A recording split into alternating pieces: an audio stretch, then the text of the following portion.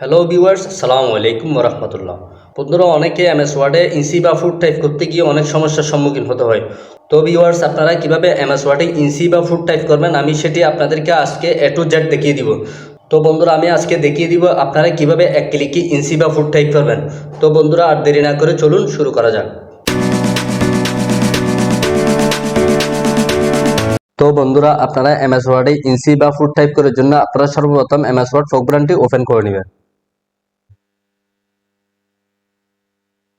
এরপর আপনারা আপনাদের পছন্দ অনুযায়ী ফন্ট সিলেক্ট করে নেবেন। তো বন্ধুরা, ধরুন আপনারা 5 ফিট বাই 7 ফিট লিখবেন। তো 5 ফিট বাই 7 ফিট লেখার জন্য তো আপনারা কিবোর্ড থেকে অ্যাপোস্ট্রফি ট্যাবে ক্লিক করবেন। অ্যাপোস্ট্রফি ট্যাবে ক্লিক করার সাথে সাথে আপনারা কন্ট্রোল জেড দিবেন। তো বন্ধুরা, দেখতে পাচ্ছেন এটি অটো ফিডের আইকন হয়ে গেছে। এরপর লিখবো আমরা 5 ফিট বাই 7 ফিট। তো সেম ভাবে আপনারা কিবোর্ড থেকে অ্যাপোস্ট্রফিতে ক্লিক করবেন। এরপর আবার কন্ট্রোল জেড দিয়ে দিবেন। তো বন্ধুরা, দেখতে পাচ্ছেন এটি এখন 5 ফিট বাই 7 ফিট হয়ে গেল। তো আপনারাও চাইলে এভাবে ফিট টাইপ করতে পারেন।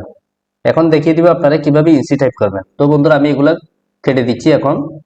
তো বন্ধুরা, আমি এখন দেখাবো আপনারা কিভাবে ইঞ্চি টাইপ করবেন। তো এখন আমরা অনুরূপভাবে 5 ফিট 7 ইঞ্চি লিখবো। তো অনুরূপভাবে আপনারা 5 দিয়ে দিবেন। কিবোর্ড থেকে 5 সিলেক্ট করে দিবেন। এরপর অনুরূপভাবে কিবোর্ড থেকে অ্যাপোস্ট্রফিতে ক্লিক করবেন। অ্যাপোস্ট্রফিতে ক্লিক করার পর কন্ট্রোল জেড দিয়ে দিবেন। তো বন্ধুরা, দেখতে পাচ্ছেন এটা 5 ফিট হয়ে গেল। এরপর আমরা লিখবো 7 ইঞ্চি। তো সেহেতু আমরা কিবোর্ড থেকে 7 ক্লিক করে দিলাম। 7 ক্লিক করার পর অনুরূপভাবে বন্ধুরা আপনারা কিবোর্ড থেকে অ্যাপোস্ট্রফি ট্যাপ করবেন। অ্যাপোস্ট্রফি ট্যাপ করার পর অনুরূপভাবে কন্ট্রোল জেড দিয়ে দিবেন। এরপর আবার কিবোর্ড থেকে অ্যাপোস্ট্রফি ট্যাপ করবেন, কিবোর্ড থেকে কন্ট্রোল জেড দিয়ে দিবেন। দেখতে পাচ্ছেন বন্ধুরা, এটি 5 ফিট বাই 7 ইঞ্চি হয়ে গেল। তো বন্ধুরা, আপনারাও চাইলে এই কিবোর্ড শর্টকাটটি ইউজ করে ইঞ্চি বা ফিট টাইপ করতে পারেন। যারা এমএস ওয়ার্ডে কাজ করেন তাদের জন্য এটি খুবই একটি উপকারী এবং সহজ একটি পদ্ধতি ইঞ্চি এবং ফিট টাইপ করার জন্য। তো বন্ধুরা, যদি ভিডিওটি ভালো লেগে থাকে অবশ্যই একটি লাইক, কমেন্ট, শেয়ার করে দিবেন।